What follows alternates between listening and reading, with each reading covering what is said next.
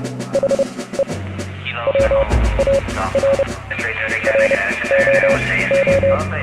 everyone, and welcome back to the War Room, where I'm going to be taking a bit of a look at bunkers. This is one of my pet peeves. You might have noticed if you've watched any of my squad videos, but fortifications are way high up on my list of things that people don't understand or don't appreciate the nuances of. Everybody's seen that fantastic opening sequence in Saving Private Ryan where Tom Hanks and co are storming up the beach towards this gigantic monolithic German bunker, German pillbox, and it's all very dramatic and good film, but when you think about it, it doesn't really fit in with modern warfare or even the World War II context. The Germans have got the entire coastline from the Bay of Biscay to Norway to fortify. Don't think they're going to be constructing gigantic monolithic concrete blocks like that to cover it, are they? Especially not when they're such a gigantic target, something that the insane amount of Allied offshore naval gunfire support and air power is going to be able to pound to dust in the preliminary bombardment of something like D-Day. So it kind of sticks out at me for that reason. And, you know, inevitably finds its way into almost every World War II game out there if it's got a Western Front component. And then you have to kind of think about the practicalities of it. So, look at the size of this bunker. And what have they got in there? They've got two guys with MG42s. They've got two MG42 teams. Doesn't that seem like an awful lot of effort and concrete just to protect two machine guns? And worse, as we're going to see, it's not even that effective as a bunker. So, here we have a bunker, which I am stood in, and down here, down below, we have a line of American troops. We're going to ignore that tank for the moment, you'll see why in a bit, and we've got 50 rounds in the drum. Let's see how many Americans we can pick off from up here. So let's go. It doesn't help that I'm a terrible shot. The big important thing here is these blue tracer lines that are getting left behind here. There we go, there's 50 rounds. And as you can see, you know, to hit these targets I have to move around quite a lot. You know, all the way down here, and I'm basically concentrating my fire on each individual target. And you can see the German gunners in the bunker doing this in Saving Private Ryan. But obviously we've got a few problems here. If I pop out for a second into the external camera, have our lovely blue looking German machine gunner here, and we come down here, down to the Allies, you can see that the rounds are coming in at a very steep angle, and they're all bouncing off over there into the distance. So they're coming in at a steep angle and they're focusing on a single target at a time because, well, that's the only thing you can do from that angle. But if the enemy gets close enough, if they get down here, we can't actually even see them if they're down beneath this bunker. There's all kinds of dead space down here, and the enemy can get up and exploit like they do in Saving Private Ryan.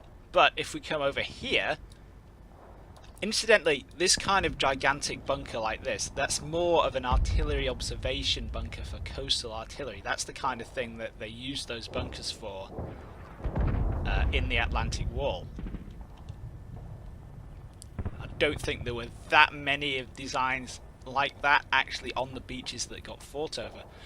The concrete bunkers on the beaches that got fought over were a bit more like this, if they existed at all, because construction was nowhere near complete. And if we see, we've got our red guy here, so we're going to come out the camera for a second, and we are going to hop into our guy in this bunker, and we're going to fire off 50 rounds from him, and we're going to see what that's like. So off we go.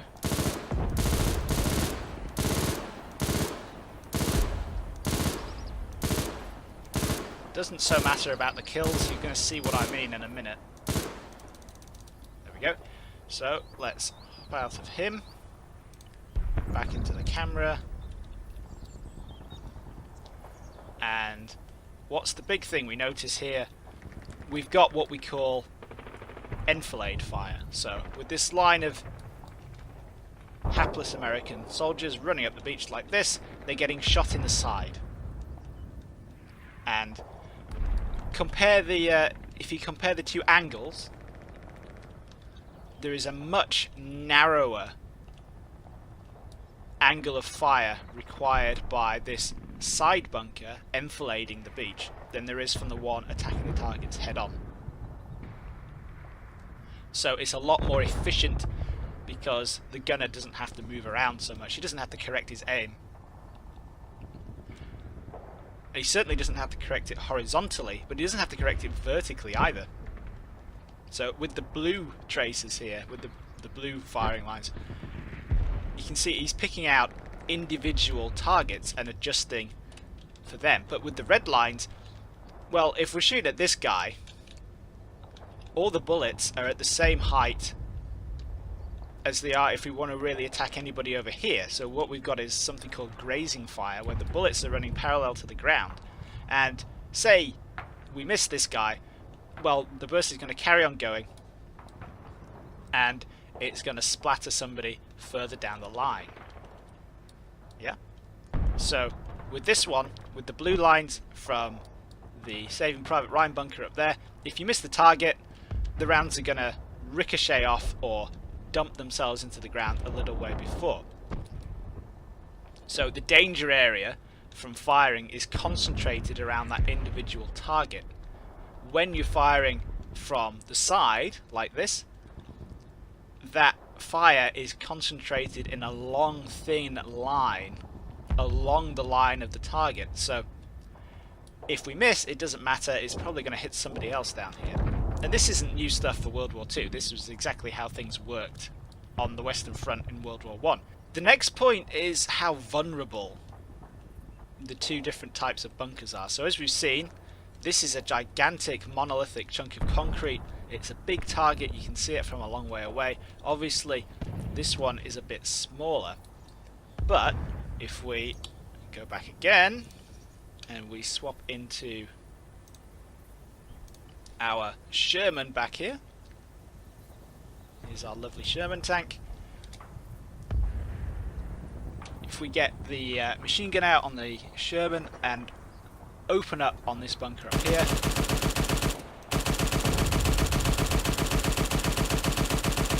we can start putting rounds into the actual bunker, into the firing slit. Let's see, is that just baffled? Yes it is. I was expecting to be able to see the traces from that, but we can hop out and do it the same way. Convenient Springfield. If I start aiming at this guy, you can see I'm able to put rounds into the bunker, in straight through the firing slit. So even though the gunner in there has plenty of cover in theory, he's still exposing himself to fire. You know, all these American soldiers running up the beach here can put fire in through that embrasure and pin the gunner down or kill him, generally upset him. He's still a target. Modern weapons are so precise, so accurate and so lethal. Don't even think about this as a sniper's job or something like a machine gun or a section squad, if you're an American, firing rounds in through that embrasure. They're gonna hit him at some point, so it's not very good for the gunner. If we compare that to the side bunker, this was a design the Germans used to get around this problem. So, well, we can't even see the firing slit. We've got this big chunky concrete outcrop coming out of the side of the bunker, and that's stopping us from actually dealing with the gunner in there. So it's going to take us forever to shoot our way through that piece of concrete, even with a tank. So what we have to do is get closer. So we've got a bit closer, and we've got a bit of an upgrade. We've got a Thompson now. How are we going to deal with this bunker? Well, there's two ways of doing it. We can either come up to the firing slit, past the safety wall there, and shoot at the gunner. Yeah, we can put some rounds in there, but doing that's really dangerous, because obviously if we swap into the gunner and he's set up with his machine gun, he can, you know, put fire back at us as well. So this is a defiladed position for the enemy who's coming up the beach to shoot into our position here. He has to come into the field of fire. So if the German gunners are sat here, they can quite safely just shoot away. And if the Allies want to get into a position where they can shoot into the actual firing slit, they have to come into that field of fire. And seeing as though the Germans are already shooting through that field of fire, that's going to be a unpleasant experience, shall we say. So let's get back to our plucky GI. We're now out of the danger area. We can come right up, just like we could with the big bunker. We can sort ourselves out around here. Shut up, you silly German. And we can go around the back of the bunker, crack the door open, put some hand grenades and things in, and generally storm the place. Problem solved. Well, not really, because to get to this point here, if we jump into yet another bunker on the other side. So even though the machine gunner in that bunker over there can't hit the people stacking up, this bunker over here absolutely can. And if we hop into the camera again, you can see that any American soldiers coming up to engage in a close assault against this bunker are going to get shot by the machine gunner in that bunker. And obviously this works the other way around. If there are any Americans coming up to attack this bunker, they're going to get shot by the gunner in that bunker. We've got two mutually supporting positions. And as you can see from these photos, this is the kind of thing that the Germans had on the beaches at D-Day. If you have bunkers that can only fire forward and can only cover a small amount of actual beach space, then you need an awful lot more of them. It's a lot more efficient, a lot more economical to have series of what the Germans called resistance nests, little strong points spread out across the coastline, firing along the beaches like this, like these bunkers, so they can maximize the effectiveness of their fire. And as you can see from this fairly grim photo from the failed Dieppe raid, this is extremely effective. You can see all these unfortunate British or Commonwealth troops who've got up the beach, up to the seawall. They've had their path blocked by a nasty barbed wire obstacle, and then you have this bunker off to the left here, able to enfilade down the line of troops trapped up against the seawall. So very effective stuff, much more effective than the old Saving Private Ryan gigantic slab of concrete. So there we go, guys, a quick look at bunkers and essentially enfilade and defilade. Hope that was interesting, and I'll catch you in the next video.